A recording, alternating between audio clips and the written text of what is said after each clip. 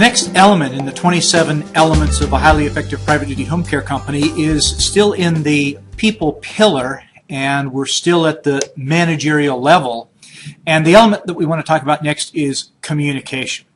And communication is one of those big fuzzy problems that every organization faces because it's such a challenge. My wife, Elizabeth Jeffries, who is an award-winning professional speaker and author, an executive coach, talks about this issue of communication, and she says that the problem with communication is the illusion that it has occurred. And I think we can all chuckle at that and say, yep, that's right. We think we have communicated effectively, but the person on the other end doesn't agree.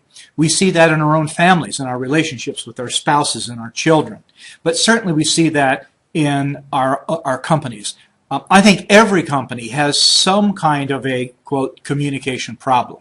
Over the last 25 years, I've worked with at least 500 different organizations, ranging from home health agencies and hospices and private duty home care companies to Fortune 100 companies and the Detroit Lions football team. And every one of those organizations that I have worked with, as I'm interviewing people and preparing for a project, has said in some way or another, we have a communication problem.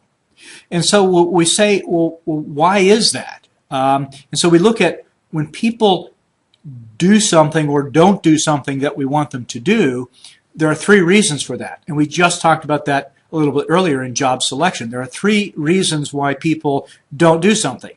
They don't know how, they're not able, or they don't want to. And so we look at this issue of communication and we say, well, here are these highly effective companies and these really bright leaders and executives and CEOs, and yet they have a communication problem.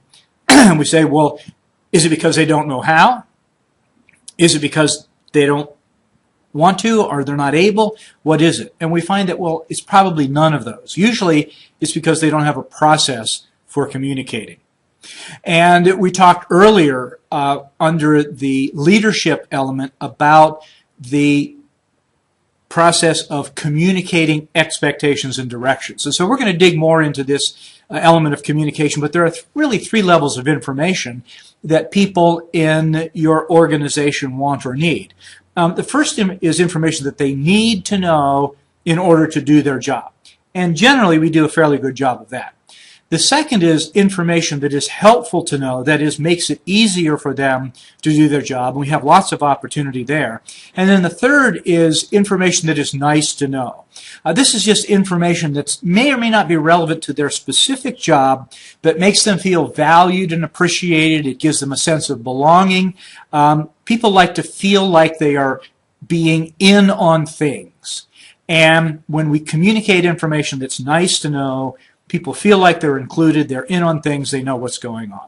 And so communication becomes a critical element of your business, and we're going to dig deeper into that in future videos. To get the best benefit from these future videos, you're going to want to become a premium member of the Academy for Private Duty Home Care, and you can do that at www.privatedutytoday.com.